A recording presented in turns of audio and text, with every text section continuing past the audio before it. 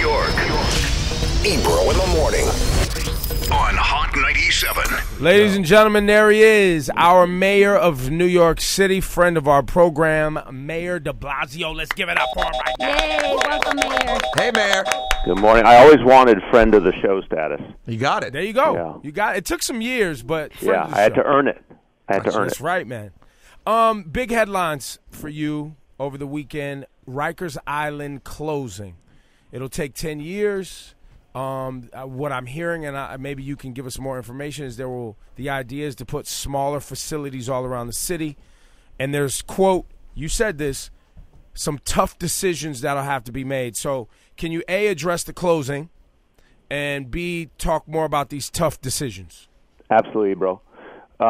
It's time to close Rikers Island. We're going to do it. We had to be sure it could be done. That's why it took a while to get to this decision. We had to be sure we could drive down our jail population to the point that we would not need Rikers Island anymore.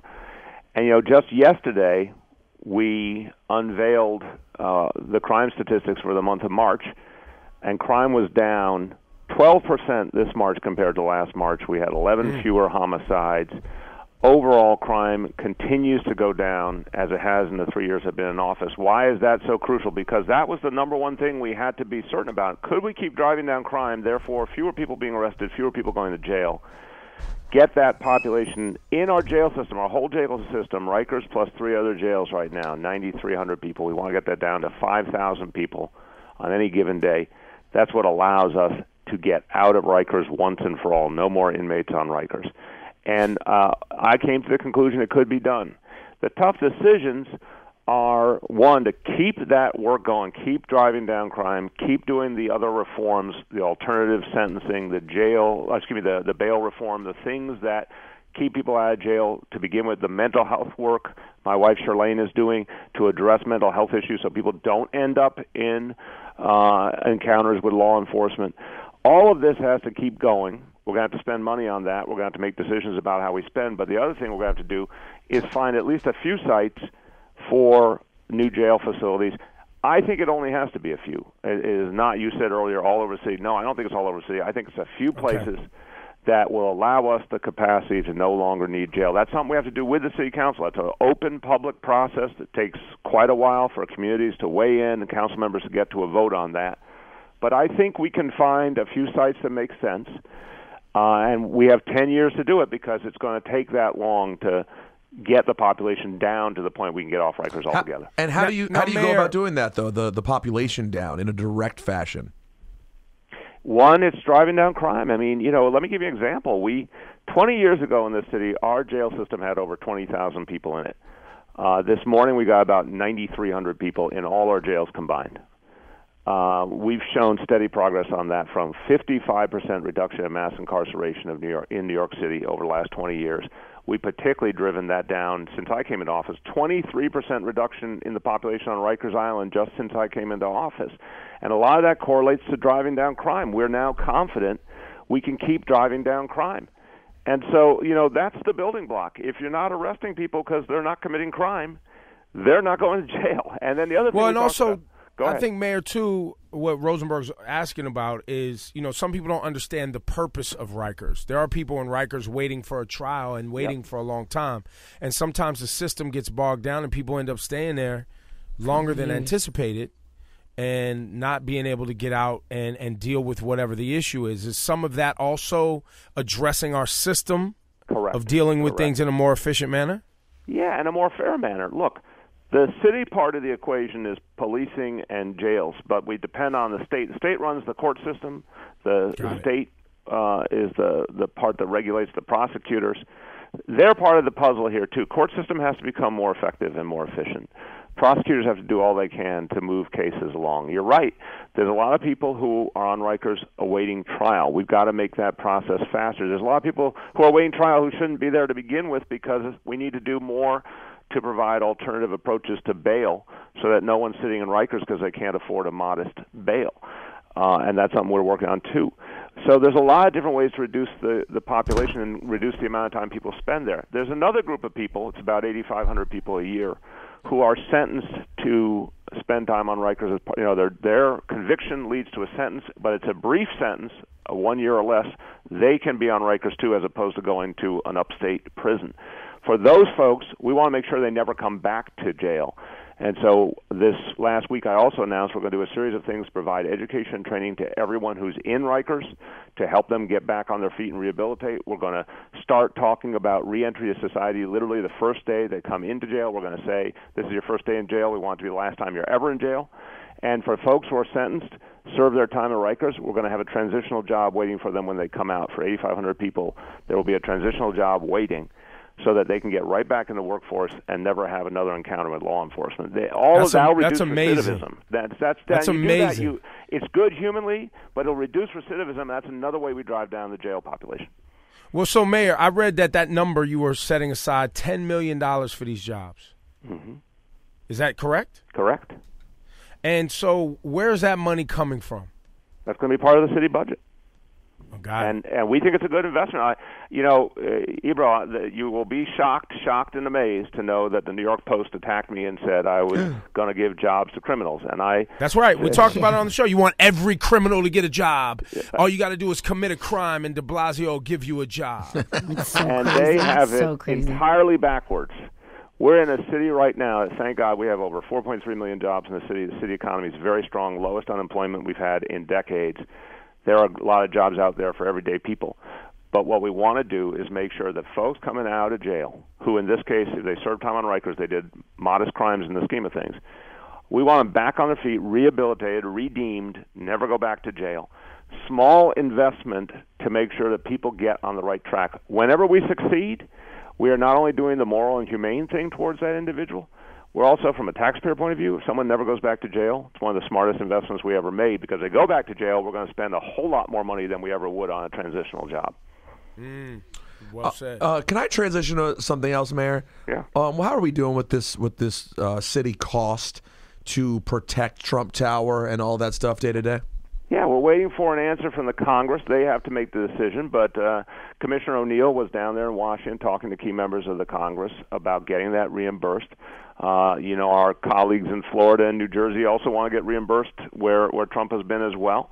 And we're hoping to get a substantial amount of money to make up for the time between the election and the inauguration, and then to be put on some kind of formula going forward to pay for the recurring cost, because no reason, a locality, whether it's us or Florida and New Jersey, no one should have to pay for what is obviously a federal cost of protecting the president. And what's the bill at right now as we wait Good for question. To send that invoice? Yeah.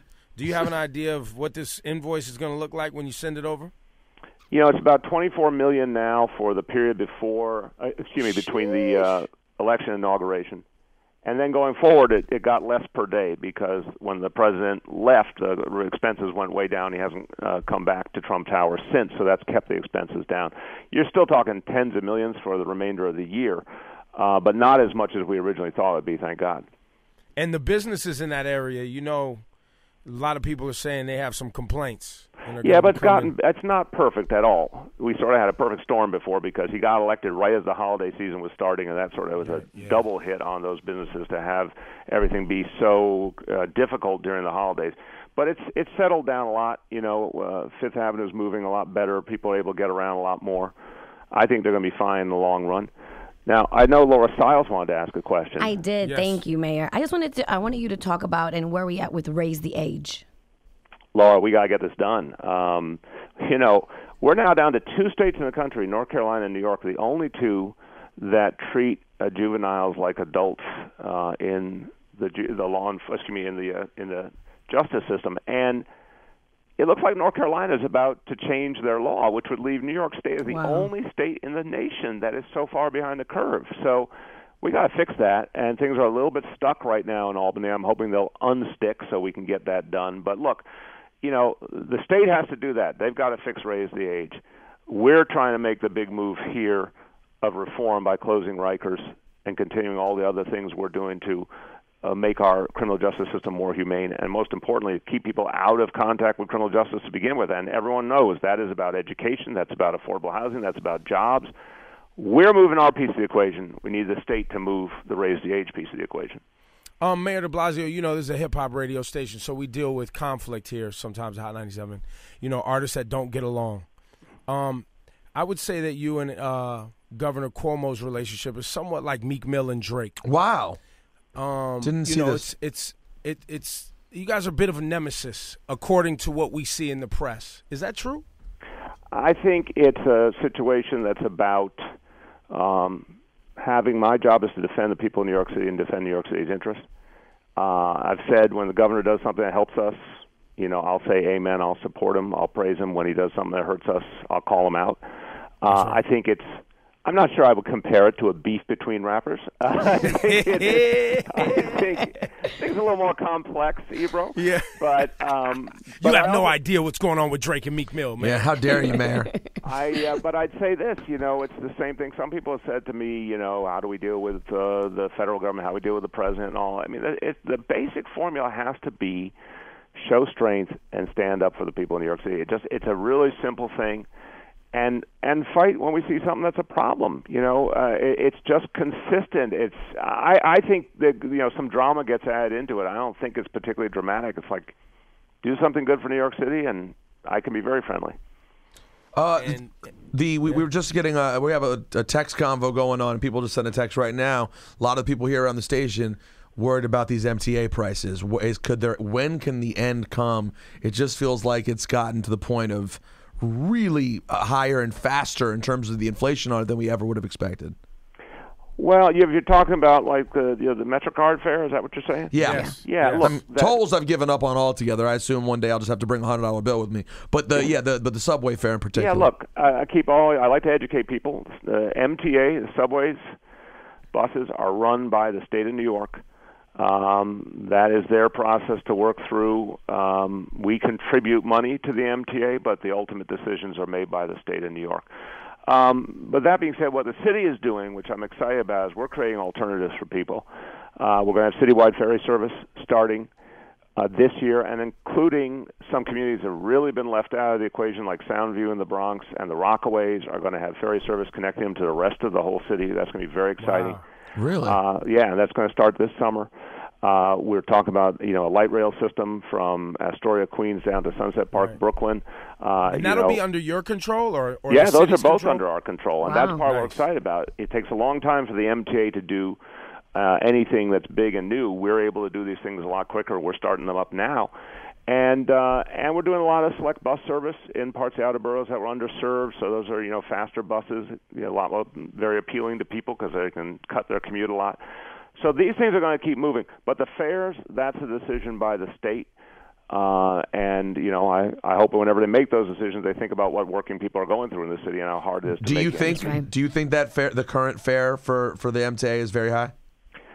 I wouldn't know if I'd say very high. I mean, obviously, it's part of how we pay for it. I think they need to be very careful going forward to not put it out of reach of people who have to make ends meet. That would be my bottom line. In the meantime, we'll keep investing to create more transportation options for people who, you know, are starved from. The subways are so crowded now. Streets are so crowded. That's why we said, let's go to the waterways. Let's create a ferry system. We'll give people a lot of alternatives, and for the same price of a subway ride. So I'm excited about that. That'll start this summer, and that'll open things up. I got to go in one more second. I got time for one more. Mayor de Blasio, we love you, bro. Thank you for calling. That's it. in. No more. That's Get it. out of here. No more. We don't really have a lot. Then I love you even more. Thank we you, don't really Mayor. have a lot. But I just want to propose that, you know, the MTA has gotten so high, it does feel like you need like a scholarship program, like some sort of grant to damn near take a subway. So definitely whatever you guys could do to relieve those prices is going to help people out a lot. The jobs thing's amazing. And it feels like Jimmy O'Neill with the NYPD is doing a damn good job so far. So he is doing a damn good job, and I got to tell you, he is the visionary behind neighborhood policing. And as you see that take place, where our officers really get to know community residents, and they're going to stay in a part of the neighborhood and be there long-term, building those relationships, building mutual respect, we're going to get even safer because of that. Thanks, Mayor. Thank you, Mayor guys. de Blasio, ladies and gentlemen. Thank you so much. Thank you, Mayor. Bye.